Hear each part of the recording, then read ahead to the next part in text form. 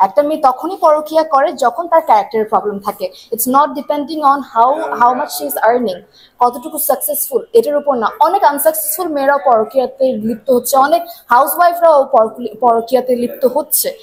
আমি বলবো না যে শুধু আর্ন করছে বা ওই পাওয়ারটা আছে বলে করছে। ইটস ডিপেন্ডিং অন ওর মেন্টালিটিটা কেমন, একটা নারী মানসিকভাবে কেমন। স্ট্যাবলিশ আর বেকার এই জিনিসটা আসতেছেই না। একটা বিয়ে যখন একটা মেয়ে করে, যদি আমার মেন্টালিটি, আমি যদি আনম্যারিড, বাট আমি যদি আমার কথা ভাবি, আমি ডেফিনেটলি এইসব জিনিসের আগে ভাববো যে একটা মানুষ হিসেবে সে কেমন, এরপরে ধাপে ধাপে আসছে ব্যাপারগুলো। সো এইভাবে করে যদি আপনারা জিনিসগুলোকে মানে কোয়েশ্চেন করেন, that would be very weird.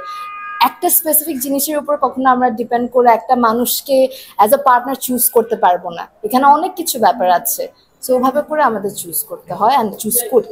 কখনোই মনে করি না যে নারীরা আগালে ছেলেরা পিছিয়ে যাচ্ছে, এটা কখনোই এমন না।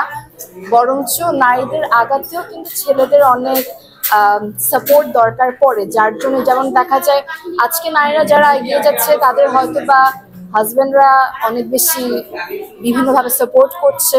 সো এটা বলা যায় একটা টিম ওয়ার্কের মতো, অ্যান্ড নারীরা যদি ছেলেদের সাথে এগিয়ে যায়, it would be a betterment for their future.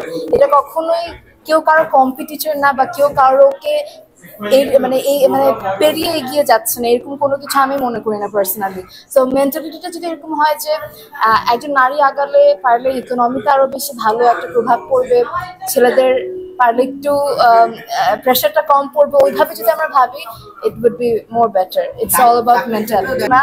আসলে দেখা যায় হচ্ছে ছেলেরাও যেভাবে এগিয়ে যাচ্ছে, আসলে অন্যান্য দেশের তুলনায় এখন মেয়েদেরকে একইভাবে আমাদের দেশে অগ্রাধিকারটা দেওয়া হচ্ছে। সো ইটস নট লাইক হচ্ছে ছেলেদেরকে পেরিয়ে মেয়েরা এগিয়ে যাচ্ছে, এরকম কখনোই না। সমান সমান যদি থাকা যায়, তাহলে এটা আমাদের ইকোনমি বলেন, আমাদের ফিউচারের জন্য বেটার। আসলে ডিভোর্স কখনোই হচ্ছে একটা নারীর স্বাবলম্বতার উপর ডিপেন্ড করে না, আমি মনে করি না। একটা মেয়ে যদি সাকসেসফুল হয় বা একটা মেয়ে যদি ভালো হয়, এটা হতে পারে ছেলে বা মেয়ে, দুইজনই যদি পারস্পরিক রেসপেক্টে যদি থাকে, কখনোই সংসার ফাটল ধরা এটা কোনো দিন রিজন হতে পারে না। এটা হতে হবে হচ্ছে হাজব্যান্ড ওয়াইফের মধ্যে ওইটুকু ইন্টিমেসি থাকা, ওইটুকু আন্তরিকতা থাকলে ডিভোর্স কখনো আসবে না মাঝে। আর এটা আমি মনে করি না যে একটা উইমেন যখন এম্পাওয়ার্ড হবে, উইমেন যখন ইকোনমিক্যালি সাকসেসফুল হবে, এর জন্য ডিভোর্স হয়। It's never like that. আসলে ওখানে হাজবেন্ড বা পার্টনারকেও ইকুয়ালি রেসপেক্টফুল থাকতে হবে, হিংসা যেন না আসে একজন আরেকজনের প্রতি। দেখা যায় হচ্ছে অনেক সময় একটা ফ্যামিলিতে হাজব্যান্ড ওয়াইফ, যখন হাজব্যান্ড থেকে ওয়াইফ বেশি আর্ন করে, তখন অনেক সময় হাজব্যান্ড একটু হিংসা বা একটু অন্যভাবে ভাবে যে না, আমাকে তো পারিয়ে যাচ্ছে। It's not like that. ওভাবে যদি না ভাবি, তাহলে দুজনের শক্তি হিসেবে যদি এগিয়ে যেতে পারি। আমি বলবো এটা পার্সোনাল জিনিস। একটা মেয়ে অনেক সুন্দরী হয়েও, অনেক ভালোভাবে কাজ করেও এই ধরনের জিনিস থেকে মানে অন্যভাবে থাকতে পারে, এইসব জিনিস পাত্তা না দিতে পারে, বা এইসব জিনিস থেকে এড়িয়ে থাকতে পারে। আমি এরকম অনেক মেয়েদেরকে দেখেছি, খুবই সুন্দরী, খুবই সাকসেসফুল, অ্যান্ড অলসো তার পার্টনারকে খুবই ভালোবাসেন, খুবই ওই ব্যাপারে লয়াল।